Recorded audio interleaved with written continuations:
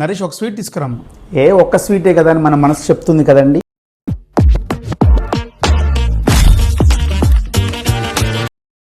ఆగండి ఆగండి ఆగండి, ఒక్క స్వీటే అనుకుంటున్నారు కదా. ఈ ఒక్క స్వీట్లో ఎంత షుగర్ ఉంటుందో తెలుసా మీకు?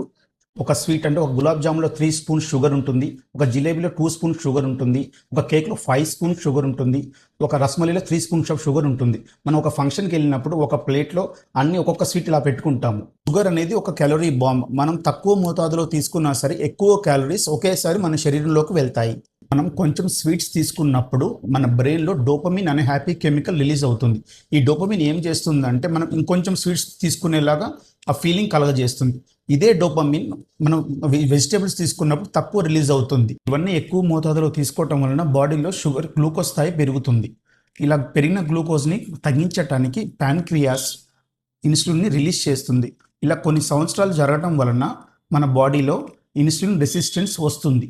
ఇన్సులిన్ రెసిస్టెన్స్ వలన మన బాడీలో చాలా మార్పులు జరుగుతాయి. ఇలా జరగటం వలన బాడీలో వెయిట్ గెయిన్ అవుతుంది. అంటే బరువు పెరగటము, చెడు కొలెస్ట్రాల్ పెరగటము, ఫ్యాటీ లివర్ రావటం. ఇలా జరగటం వల్ల టైప్ 2 డయాబెటీస్ వచ్చే అవకాశం కూడా ఉంటుంది. మనం ఇప్పుడు ఇన్సులిన్ రెసిస్టెన్స్ ఎలా తగ్గించుకోవాలో తెలుసుకుందాం.